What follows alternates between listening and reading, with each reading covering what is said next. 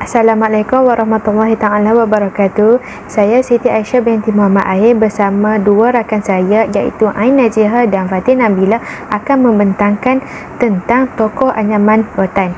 Tokoh anyaman rotan yang telah kami pilih ialah Encik Ishak bin Kasim. Beliau merupakan usahawan anyaman rotan.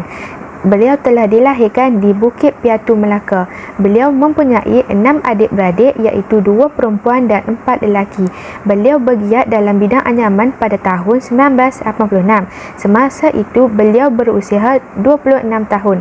Semasa tahun 1986 terdapat satu kursus jangka pendek berkenaan bidang anyaman rotan. Beliau telah mewakili Melaka untuk mengikuti kursus tersebut. Semasa awal pelibatan beliau tidak mendapat sokongan daripada sesiapa termasuk keluarga beliau kerana pada zaman tersebut mentaliti masyarakat terhadap anyaman rotan adalah untuk golongan wanita sahaja. Berikutan mentaliti masyarakat tersebut, beliau tidak patah semangat, malahan semakin aktif dan semakin giat berusaha sehingga hari ini.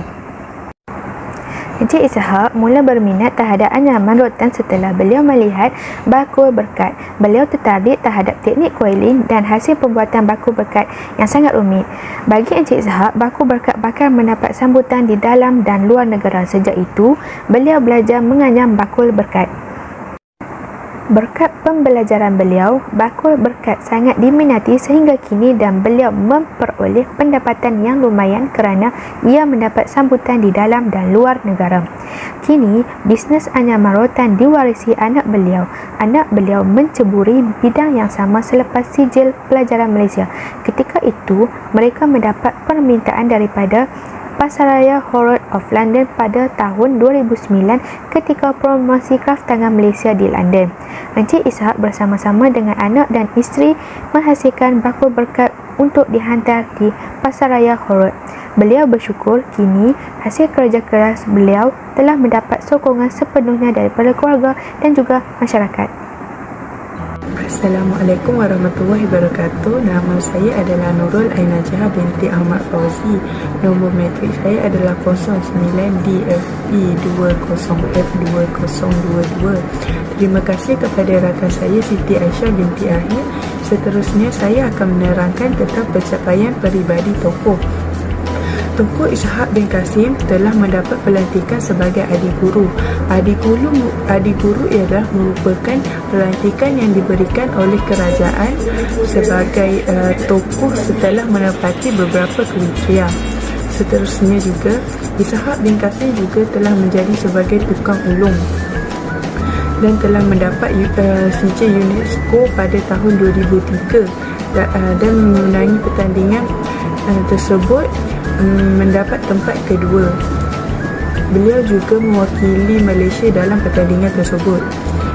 Selain itu, Ishak bin Kasim juga telah memasuki pertandingan kraft rotan Ishak iaitu satu daerah dan satu industri pada tahun 2013. Pencapaian beliau yang terakhir juga adalah beliau dapat pergi ke luar negara. Sekian, terima kasih daripada saya. Seterusnya saya akan memberikan ruang kepada kawan saya Fatin Nabila. Assalamualaikum warahmatullahi wabarakatuh. Nama saya Fatin Nabila Hani binti Ismail. Nama matrik saya 09DFP20F2031. Hari ini saya akan membentangkan tentang kriteria tokoh, penghasilan usaha tokoh dan inovasi yang telah dilakukan oleh tokoh. Encik Ishak telah memulakan kerja beliau sejak awal tahun 1986 lagi. Beliau telah mengembangkan perniagaannya dengan menjadikan kraft tangan Ishak sebagai jenama kraft anyaman yang ternama di peringkat tempatan dan juga nasional. Beliau juga telah mempunyai 4 orang kerja yang bergambaran tinggi dan juga bengkel pembuatan, bilik pameran dan juga jualan di Bukit Piatu, Melaka. Antara hasil usaha Encik Ishak dalam bidang seni kraft tangan pada hari ini adalah rekaan corak yang dikupas oleh beliau telah menggabungkan berbagai motif tradisional dan geometri kontemporari. Rekaan dan teknik yang dihasilkan oleh beliau telah menjadi trendsetter pada hari ini. Seterusnya, inovasi yang telah dilakukan oleh Encik Ishak dalam seni kraf anyaman ini ialah beliau telah meneroka penggunaan alatan moden dalam seni kraf anyaman rotan dengan menggabungkan bahan lain seperti bahan kayu, logam, seramik, batik dan mengkuang. Inovasi beliau telah dapat mengurangkan kos pengurusan dalam menghasilkan kraf tangan rotan dan juga dapat memberi peluang kepada semua lapisan masyarakat untuk memiliki barangan kraf tangan.